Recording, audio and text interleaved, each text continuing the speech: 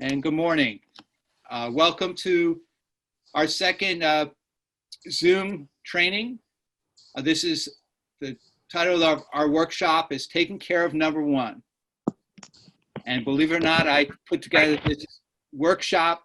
It was not a PowerPoint presentation at the time. It was just paper copies, old school. And I did this many, many times with correctional educators at various conferences. I also helped out with staff training many times. And I taught a class called Behavior Modification for many years at Garden State Correctional Facility. And I want to give that a shout out to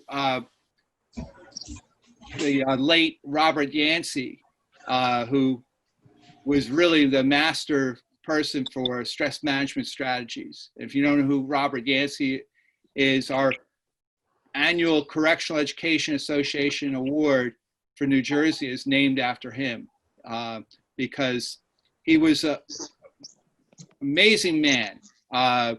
He was a naval, in the Navy during World War II, because that's the only place an African-American could be, is on a ship and being a cook. After the Navy service was over, World War II was over, the Korean War came along, and Robert Yancey became a member of the Army. And unfortunately, he was held captive. He was a prisoner of war during the Korean War. Being the good-spirited man he was, spiritual man that he was, he survived that ordeal. Vietnam rolled around, and there was Robert Yancey, once again, on the front lines, serving with the U.S. Army. And unfortunately, once again, his infantry was taken captive. So he was prisoner of war in Korea, prisoner of war in Vietnam. After that, he got his bachelor's degree with the GI Bill, got his master's degree, got his teaching certificate, got his supervisor of education certificate. Couldn't get a job as a teacher with Department of Corrections. So he ended up, his first job was at Rahway State Prison as a cook. And then he eventually got a job as a teacher at Garden State Correctional Facility, and then as a supervisor of education. Amazing man, had incredible laugh. And every time you heard him come in to the jail, he retired after 25 years, but for another 20 years, he ran a program as a volunteer. It wasn't called Taking Care of Number One, it was called Behavior Modification. But he inspired us all. Great, great spirit. All right, so taking care of number one, stress management strategies for you and your family. Also, for your students. So it was said when a person lies dying, they do not die from disease alone. They die from their whole life.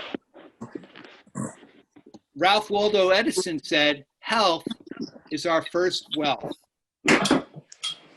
My father always said, we'd have discussions whether I was in high school and depressed about girlfriends or not having a girlfriend, whatever. Or when I was in college, same type of story. Maybe I was concerned about the world, the environment, corrections, whatever. My dad would always say, after an hour discussion, he'd say, you know, it's a great life.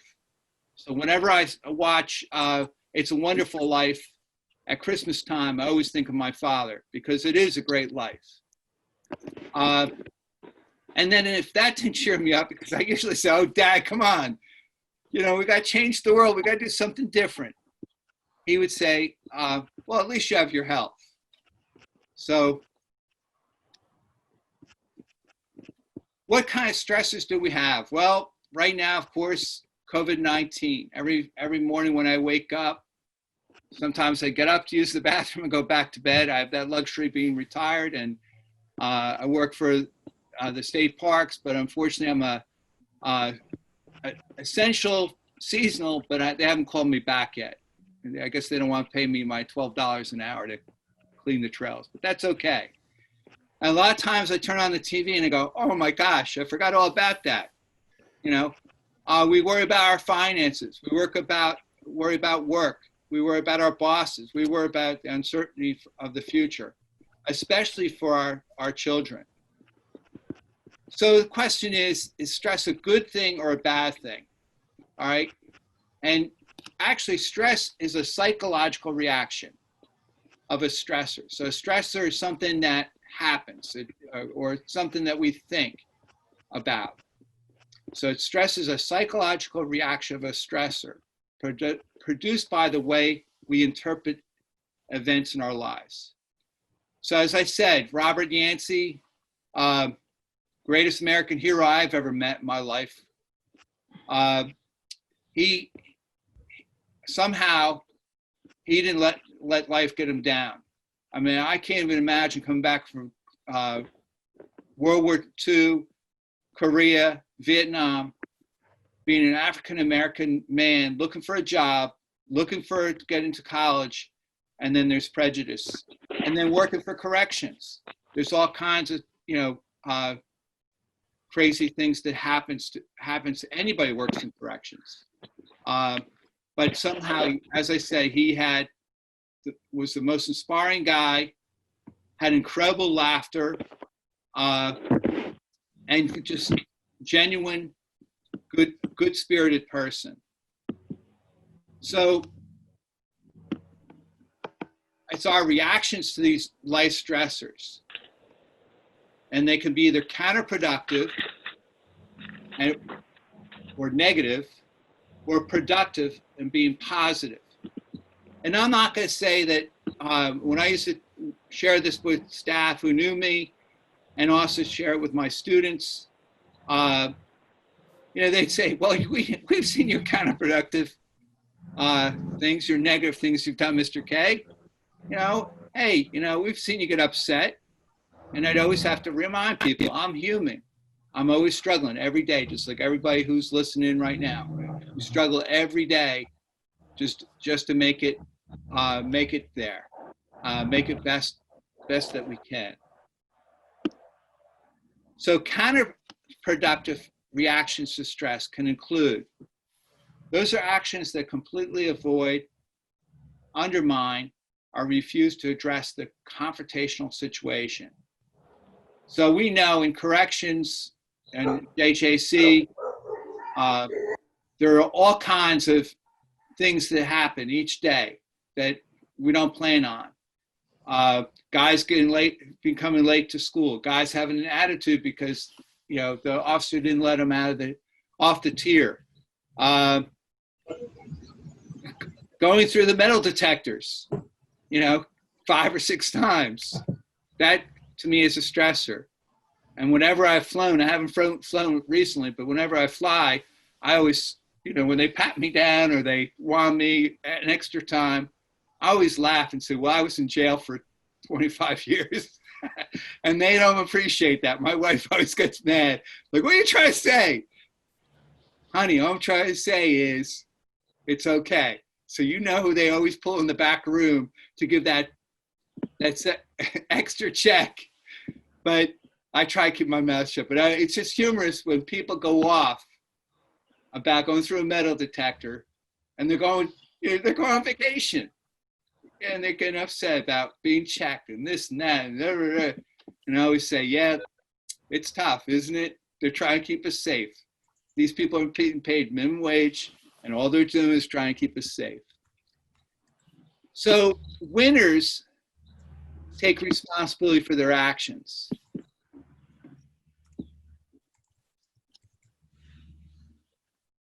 So distress can develop into a list of things. So notice I didn't say stress. I said distress, because distress is bad stress, all right? So distress can develop into tension headaches, anxiety and worry, feeling all wound up, down in the dumps, dark circles under the eyes. Think about our students, that we teach, how they feel every day. Chronic fatigue, irritability, anger outbursts, frequent colds and illness, excessive drinking or smoking, overeating. All right, so, and I've been weighing myself recently, and I tell you, I've been doing a lot of walking, a lot of biking, trying to work off those steps to the refrigerator, because I somehow that refrigerator, just that when you open up that door, it doesn't burn off calories, it adds calories, but boy, it's fun, isn't it?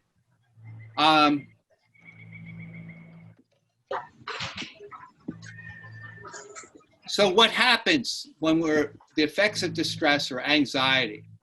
And I can attest to this. I've been guilty of, when I'm really upset about a situation, it really inhibits my clear thinking.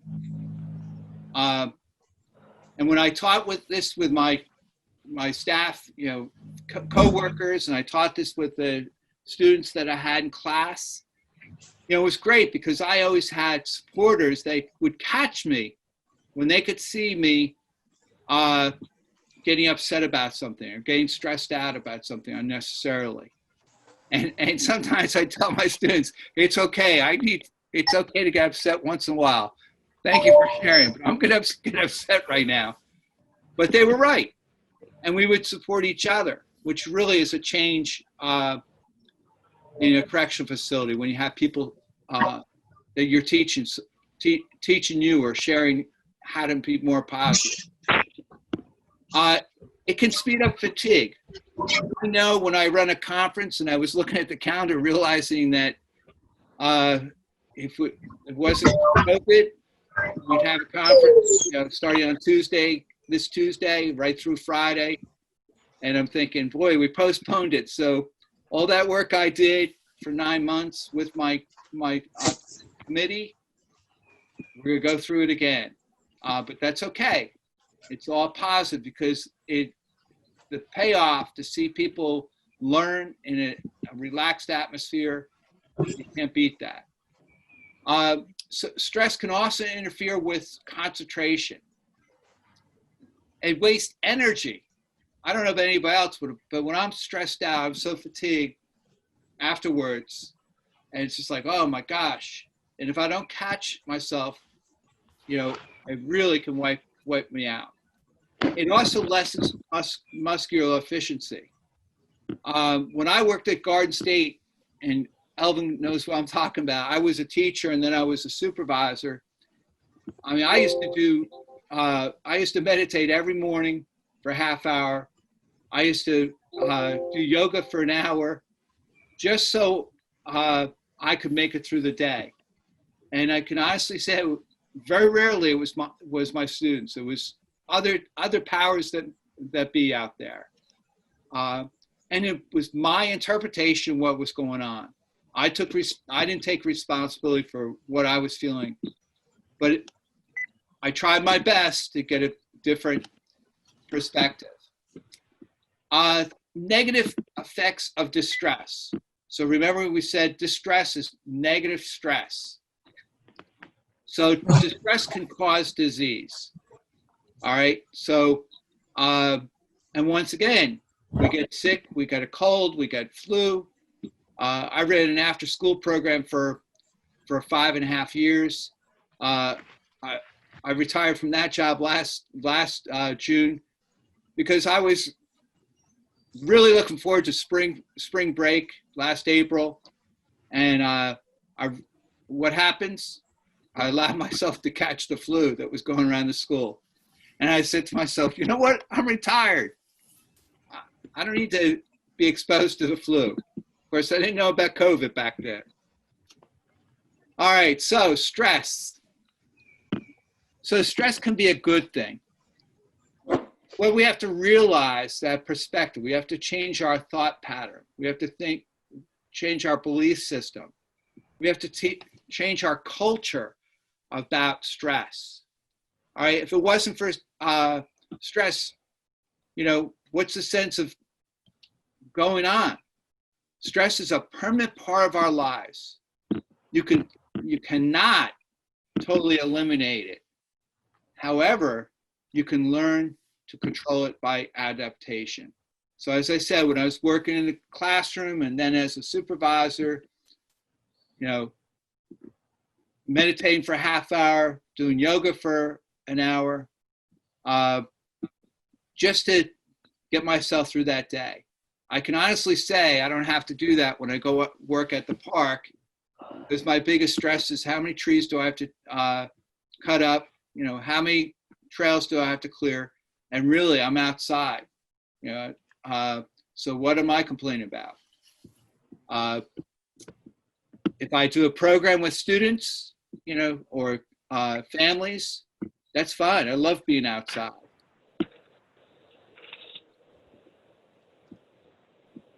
So productive responses to stress include those actions that enhance the situation by adapting, flowing, solving, or controlling the conflict. Problem, where I like to say challenge, or differences in expectations. So a lot of times we look at things, we say, man, I have a problem. And it's all a matter of perspective. Is it a challenge or is it a problem? In my first life, I worked for juvenile justice. We were part of, actually those days, we were part of corrections. And I ran a wilderness program. And with my students, we built ropes courses, high and low ropes courses. And then we would have students go through the different challenges. And they might be a group challenge, or they might be an individual challenge, climbing up a tree, climbing over a wall and making sure everybody gets over. So I got very familiar with, the guys would say, well, I have a problem. I was like, okay, it's a challenge. And the other thing is differences in expectations. We hear about the cultural war that's going on all the time, and my belief is we just have different expectations.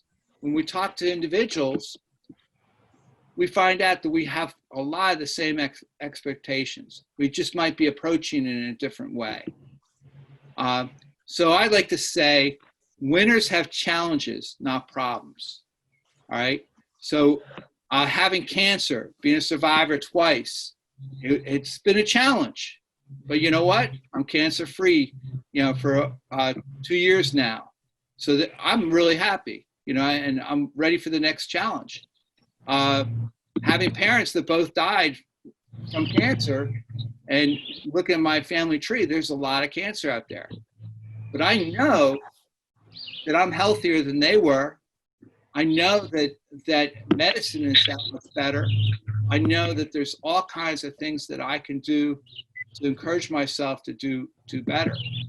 And we just keep on moving on. Eustress, positive stress. So we have distress and we have eustress.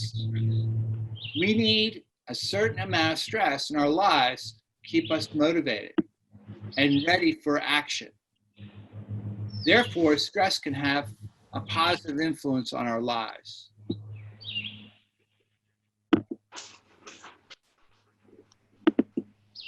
All right, this is something that we're going to go through. And just so you know, after this, then we're going to do some deep relaxation techniques. And I notice everybody's camera's off. Everybody's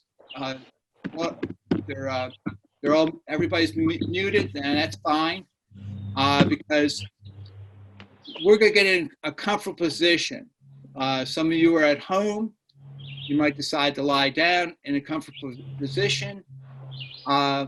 Some of you might be sitting in a chair. Some might prefer to be standing up when we do this, but probably sitting down or lying down would be most comfortable. So what I always do is ask my students, I used to ask them to write a calm scene. And being not the most aware teacher at times, to write a calm scene was very, very tough. So several of my students would ask me, can I draw a picture? And yeah, that's great. Because what we're doing is learning about visualization. So what I want you to think about is a calm place that you've been to. And it has to be somewhere where you experience. I had one student write one time this elaborate picture of him sitting on the moon's surface. And excuse me, considering his drug history and his previous life, he might have been to the moon because sometimes he was pretty spacey.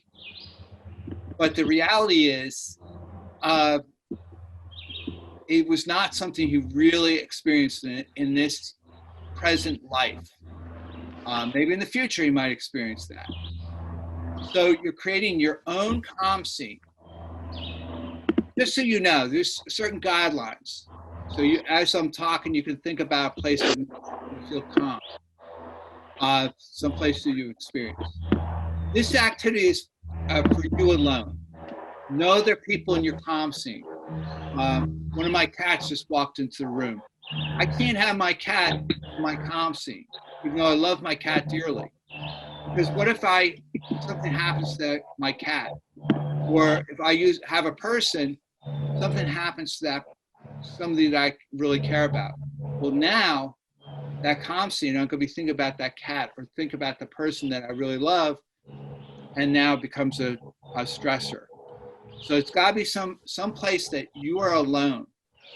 No drugs, no alcohol, nothing artificial, nothing to get you to that place. It has to be some place that's your personal, powered by you. Imagine a place where you have been that makes you feel calm. Visualize the colors that you see and allow them to calm you. So in other words, you're trying to picture this place, not just black and white, but really colorful. How does it make you feel? So what you would do is you would take a deep breath through your nose and then take in the pleasant smells of your calm scene. So you try to use all your senses. So this place really becomes yours. It is real. Feel the perfect temperature of your calm scene. So some people like it really cold. Some people like it warm. Whatever your perfect temperature is. When tension occurs, many individuals tend to breathe in through their chest rather than through their abdomen. So now learning how to breathe, learning how you breathe. Sit in a chair or lie down in a comfortable position. Place one hand on your chest and the other hand on your abdomen. So tune into your breathing for a few minutes. So you breathe in. Most of us, if the doctor says breathe in, take a deep breath, usually we're a little stressed out when the doctor says to breathe in. So we breathe in. A lot of us will breathe in through our mouth, or some of us will breathe in through our nose, but we should breathe in through our nose. Let's take a couple deep breaths and then breathe out.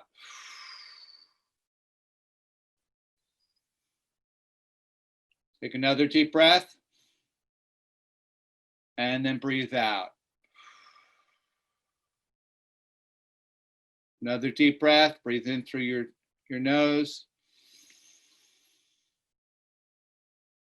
And then breathe out through your mouth. So notice which hand you're using the most. So if you're breathing through your chest, that is a Western style of breathing. All right, so we're going to learn an Eastern style breathing and a more healthy type of breathing.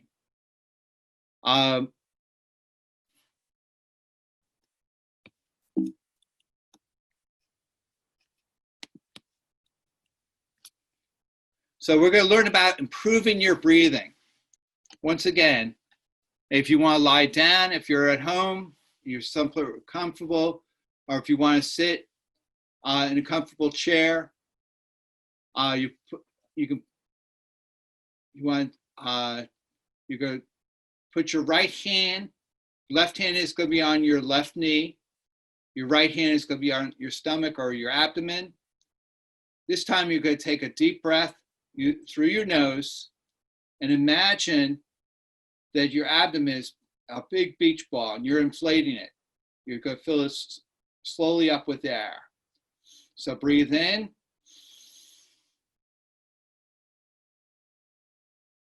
And then breathe out. And as you breathe out, as you breathe in, counting slowly down from 5 to 1. So breathe in. And then go let it out. And say to yourself, I am relaxed. Now take another deep breath. Breathe in. And then breathe out.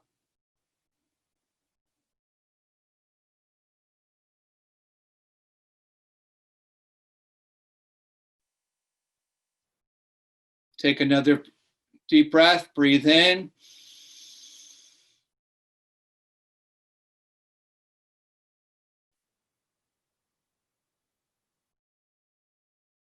And then breathe out.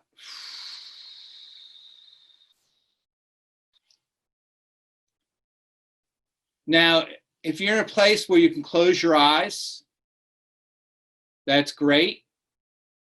Close your eyes. We'll continue our breathing. If you're at work or someplace where you can't close your eyes, hopefully you're not driving your car while you're doing this.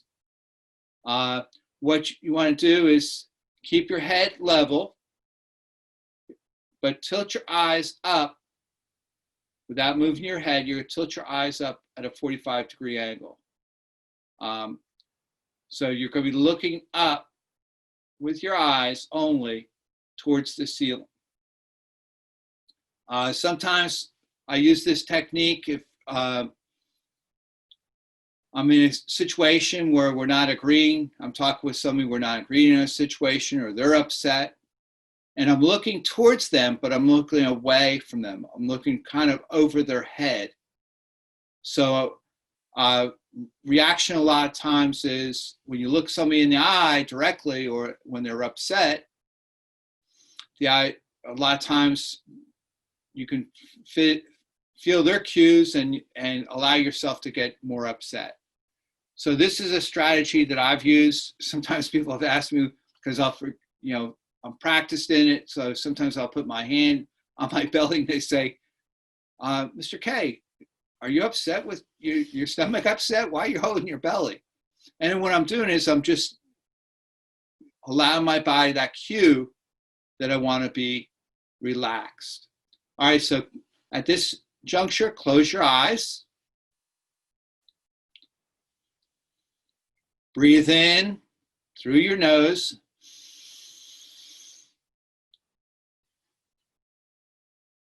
And then breathe out. As you're breathing out, remember, say, I am relaxed. And you say that to yourself. I'm saying it out loud so you can hear it. Breathe in.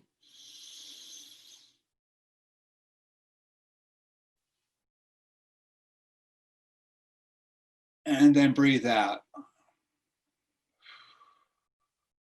And you're breathing out through your mouth.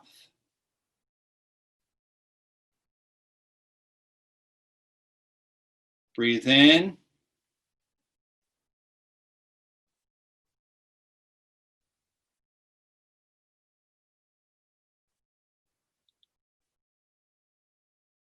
And then breathe out.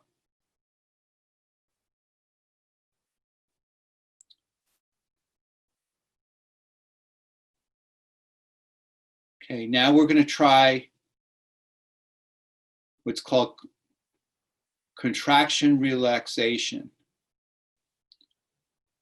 So we're going to concentrate on different parts of our body. Right now, we're going to focus in on our face. We're going to breathe in. As we breathe in, we're going to tighten up our face, tighten up our head. Breathe in.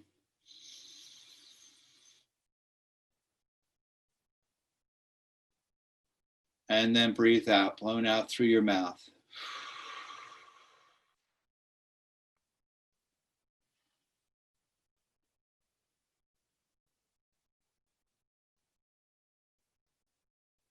Now we're going to concentrate on our shoulders and our neck, kind of bunch up really tight. Breathe in. Move your shoulders up, move them back, really tight.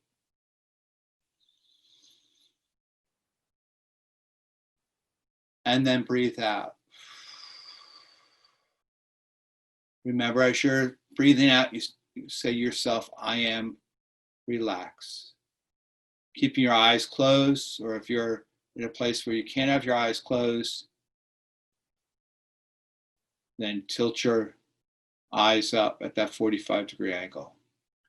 All right, this time reach up your arms over your head, as high up as you can, reach the stars. Hold the tension, breathe in. Remember, push out your stomach as you're breathing in. Push out your stomach, fill it up with air.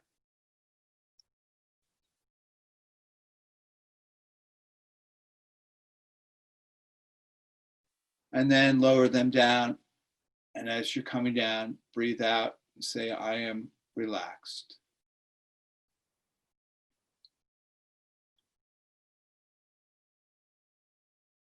Let's try that again. Personally, I find that's a spot where I do hold tension, so I'm going to try that again. Breathe in. This time I'm going to clench my fists so my hands get tight as well. Hold my arms up, straight up, breathe in.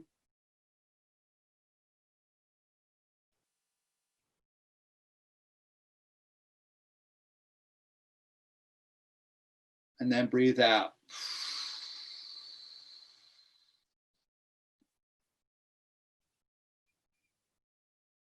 Feel that tension slipping away.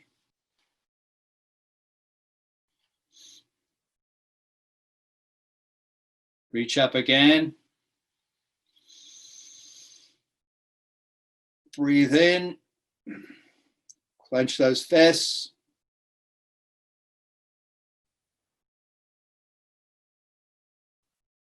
And then breathe out.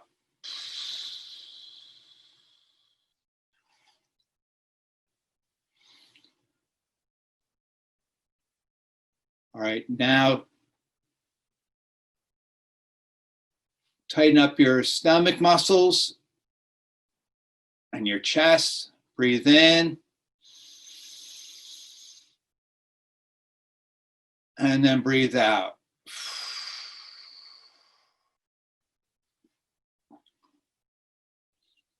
Now push your shoulders back, straighten your back, tighten up your back muscles, tighten up your shoulders. Breathe in.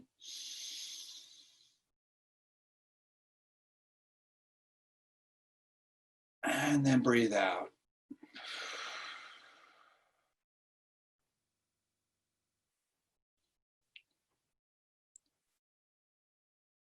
Okay.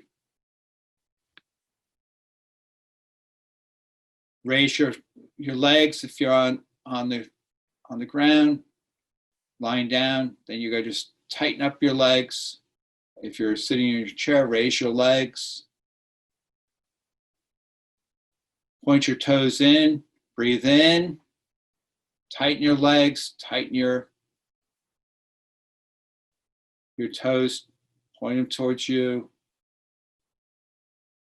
and then breathe out.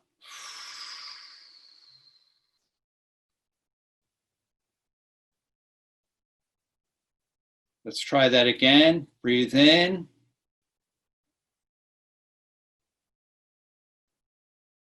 Tighten up those legs.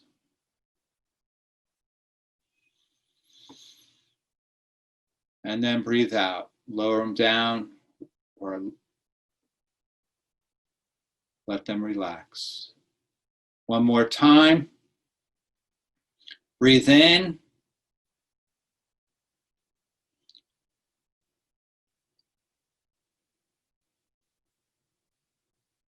Tighten up your legs. Curl your toes in. Hold it. And then relax. Breathe out. I am relaxed.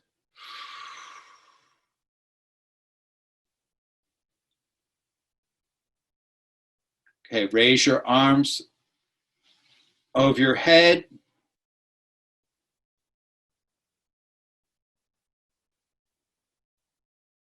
Raise your legs, or if you're on the ground, laying on the ground, just hold them straight out. Curl your toes in, tighten up your whole body, and then breathe out.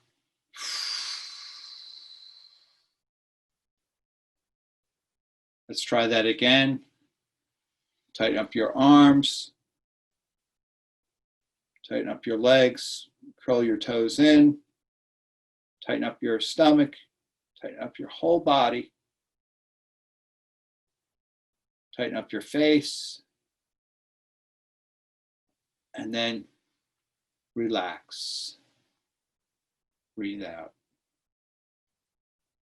One more time. Tighten up your legs. Tighten up your hands, your arms, your chest, your back, your stomach. Tighten everything up. Tighten it. Then breathe out and say to yourself, I am relaxed.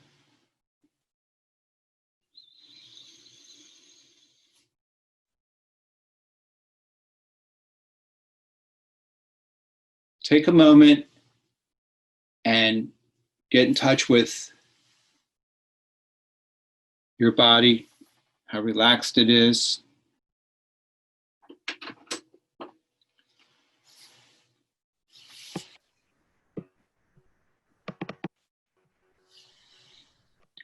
And now, we talked about that calm scene earlier. You could take your place to that space that helps you become calm. Somewhere where you've experienced before, someplace that makes you feel relaxed.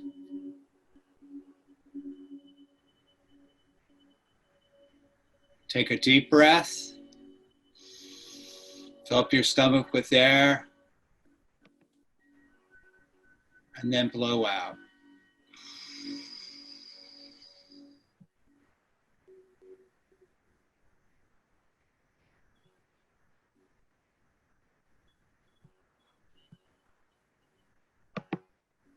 Breathe in.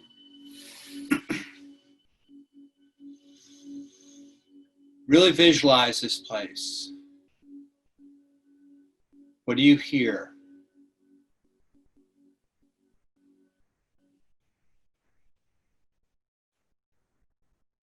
This is your special place.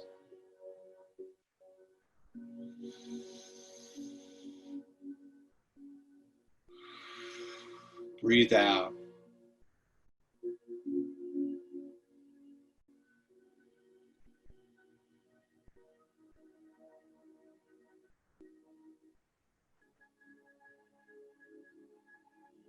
Take another deep breath, filling up your stomach with air.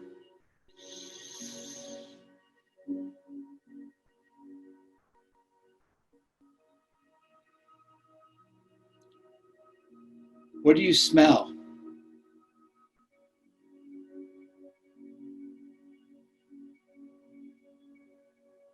Taking that freshness of the air that you're breathing.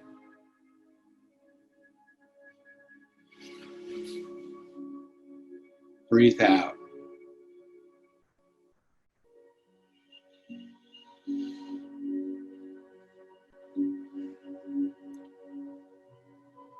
Breathe in, taking a deep breath, filling up your stomach with air.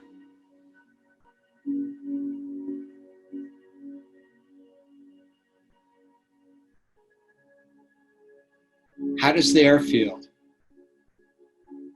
Is it warm? Is it cool?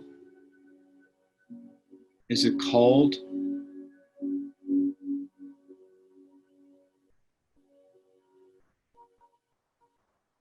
Feel the wind as it calmly flows by.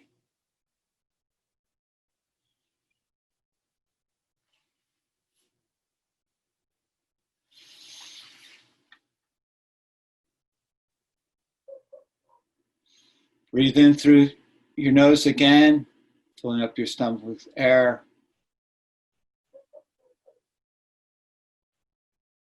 And then breathe out. What do you hear? Are you by a stream? Is it the ocean that I hear?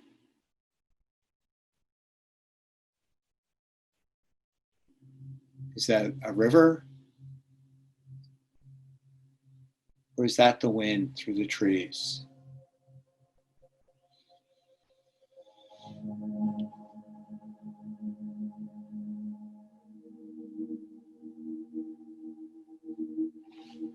This is your place.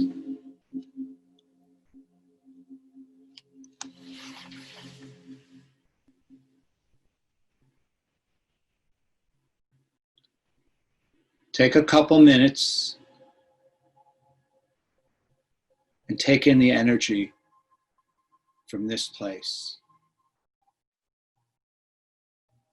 And every time you go here, you can add to it. The more you practice it, the more it becomes you.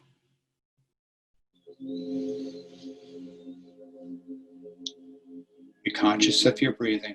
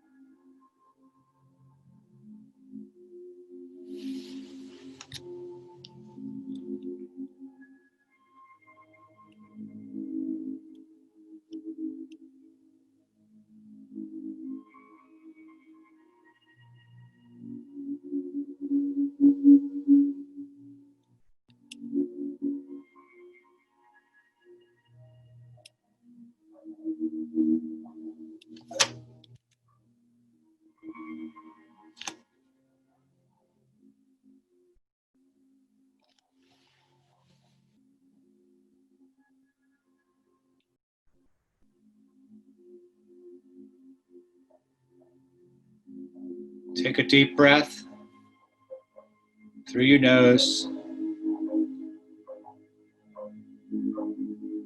and then breathe out and say, I am relaxed.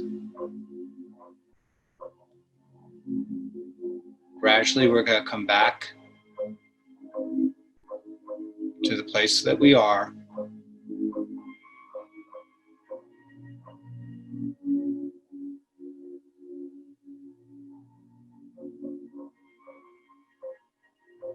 Breathe in.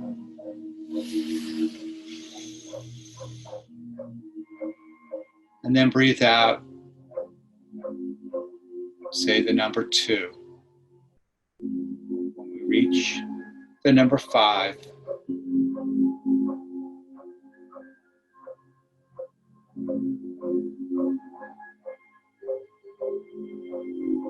we will open up our eyes. Breathe in.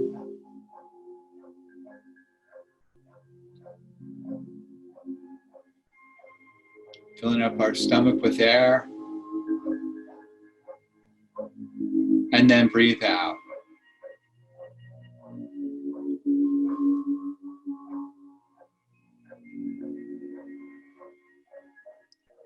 Say the number 3.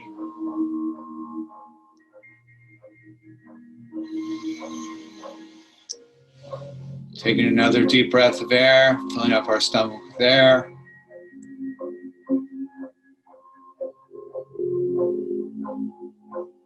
As we breathe out,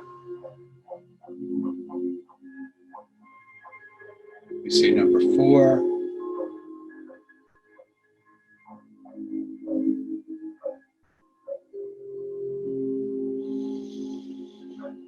Take another deep breath, fill our stomach with air, and then breathe out.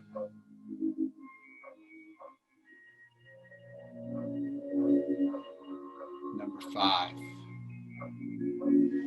Gradually open our eyes.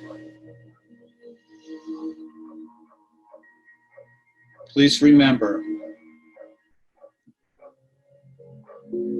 that you have control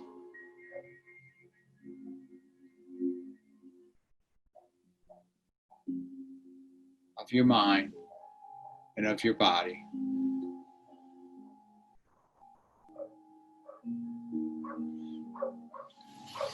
The final thought is, you hold the keys to the amount of stress that you allow in your life.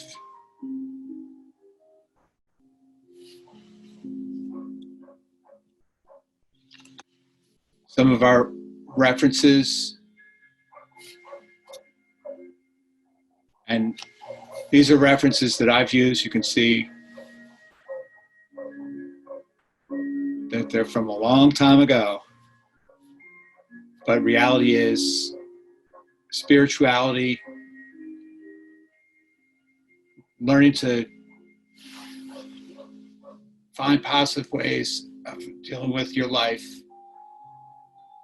have been around a long, long time. And if we learn anything from this experience of life, sometimes the old things are not bad things. They can be very good things.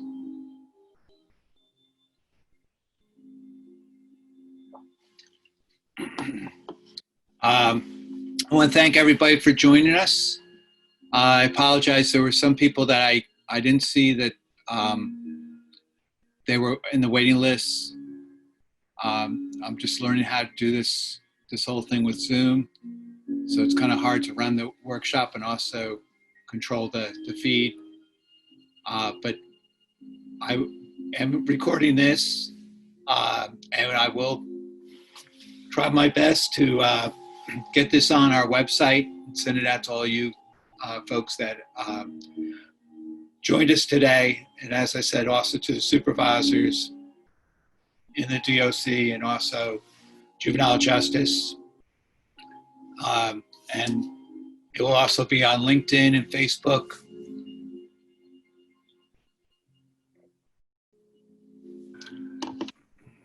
Excuse me, losing my voice. But thank you, everybody, and try your best to enjoy this Memorial Day weekend. Remember those people like Bob Yancey that gave their lives to help us be free and be able to do things like Zoom. Really appreciate that. I want to thank you for everything you do for correctional education every day. All right. And I'm going to say goodbye. Thank you very much.